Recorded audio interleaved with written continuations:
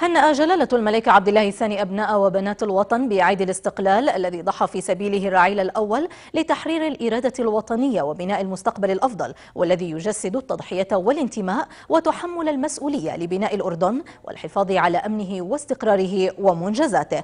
جاء ذلك في مستهل كلمة جلالة الملك في افتتاح أعمال المنتدى الإقتصادي العالمي حول الشرق الأوسط وشمال إفريقيا في منطقة البحر الميت، بحضور جلالة الملكة رانيا العبد الله وسمو الأمير الحسين بن عبد الله الثاني ولي العهد وعدد من أصحاب السمو الأمراء وكبار المسؤولين، حيث أكد جلالته أننا ونحن نحتفل باستقلال بلدنا الحبيب نحتفي بمواطنينا في الماضي والحاضر ونتطلع إلى المستقبل.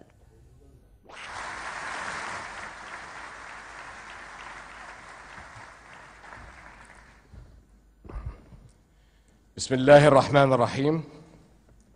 Professor Schwab, Your Excellencies, distinguished guests. On behalf of Jordan, a warm welcome to you all. This is a special day, a great day for the Jordanian family, the 67th anniversary of Jordan's independence.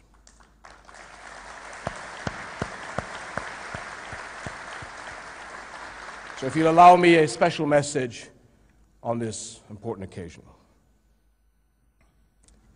السلام عليكم ورحمة الله وبركاته. نجتمع اليوم والأردن يحتفل بأغلى المناسبات الوطنية، وهي مناسبة عيد الاستقلال. فكل عام والأردنيين والأردن بألف خير.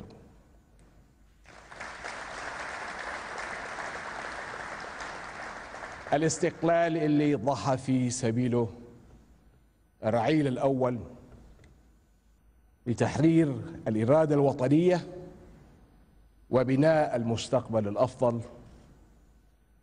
الاستقلال الذي يجسد التضحية والانتماء وتحمل المسؤولية لبناء الوطن والحفاظ على أمنه واستقراره ومنجزاته.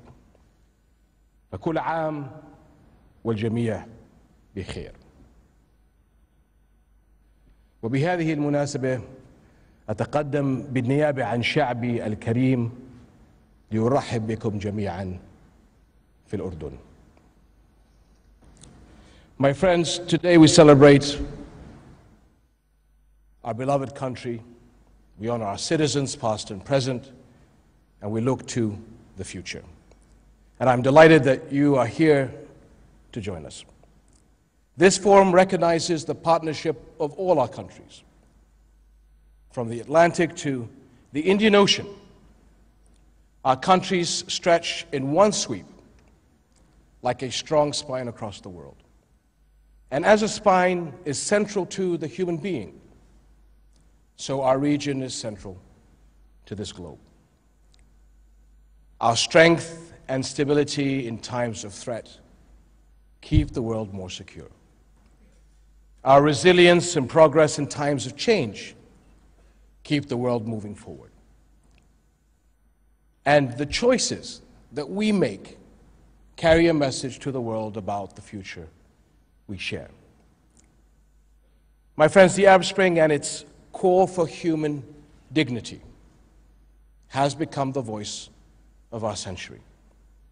And the hard work of millions of our people is proving that inclusive, peaceful change is a better path than despair and violence. This is a reason to stand proud. But we cannot stand still. Reform, democracy, and peace are always work in progress. And progress demands we keep moving forward.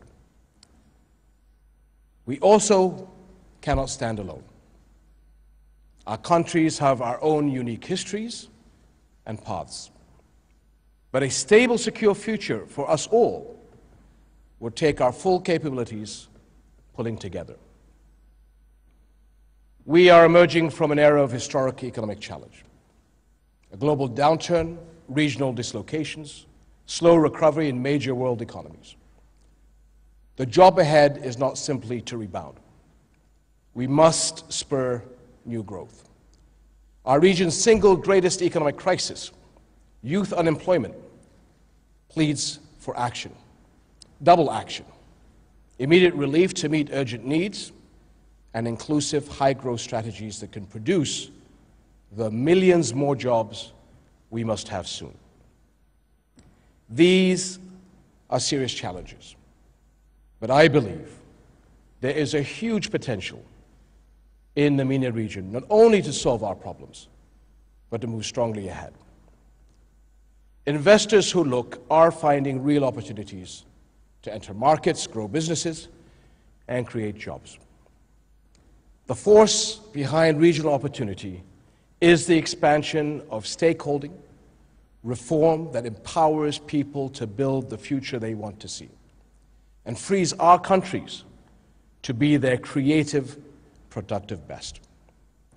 This is the path that Jordan is taking, consensus-driven and law-based, creative, inclusive, sustainable change that keeps people secure and improves lives. The Arab Spring helped us intensify this effort on multiple fronts. And as we celebrate Jordan's 67th Independence Day, our new journey is well underway.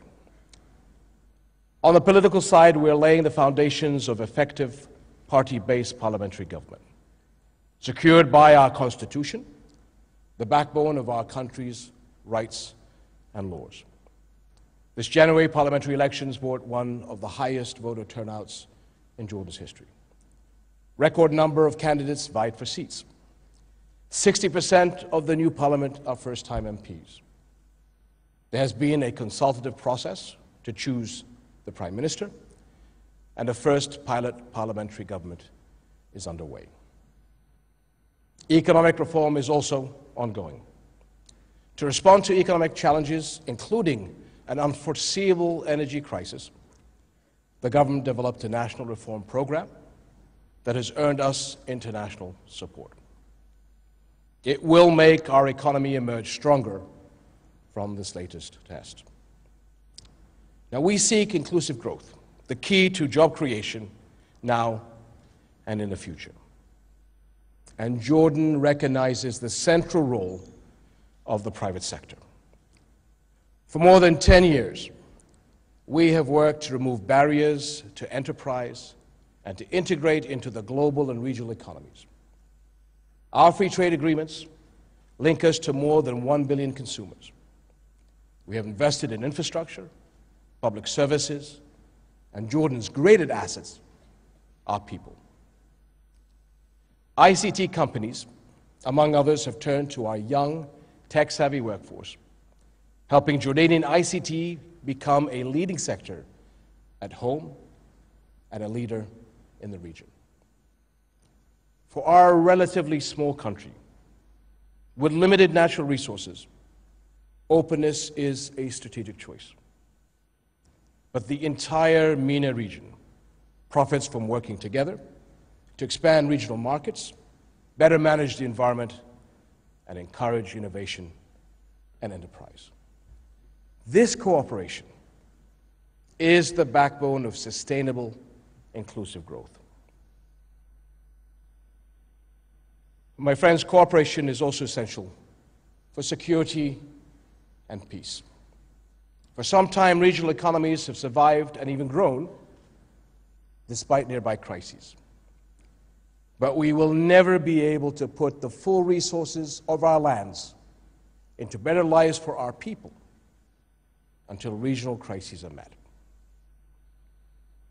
In Syria, a political solution is urgently needed to stop that country's dangerous fragmentation and to resolve the dire refugee crisis.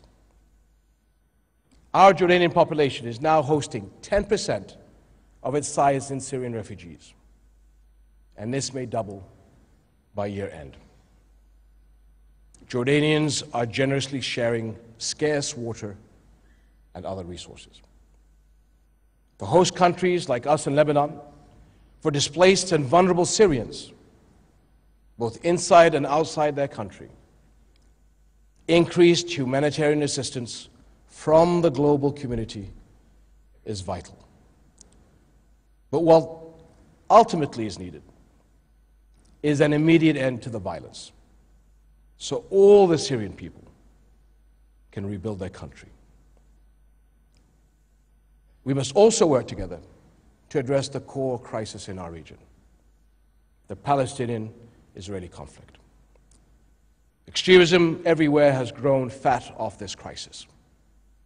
It is time to stop feeding its growth. The Arab Peace Initiative points the way forward. Now we need to help the parties get on the path. Settlement building and threats to the holy city and its sacred sites must stop. Good faith talks must get going. We can and must keep this issue at the top of the international agenda. Professor Schwab, allow me to thank you for your special friendship with Jordan and our entire region. Your support has been key since the first of these forums here at the Dead Sea, as you mentioned, exactly 10 years ago. My friends, for 10 years, we have met together, we have built futures together, we have welcomed change together, and our partnership continues. And I'm especially proud of the Jordanian youth who have joined these forums over these years. Young men and women who have brought the voice of a new generation to the dialogue. They and their peers across the region, working hard for a better world, are the backbone of our future. Let us help them be strong.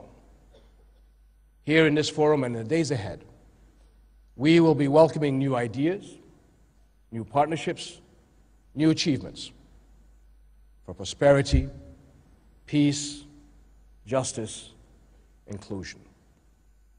Jordan stands ready to work with you every step of the way. Thank you, and a wonderful Jordanian Independence Day to all of you.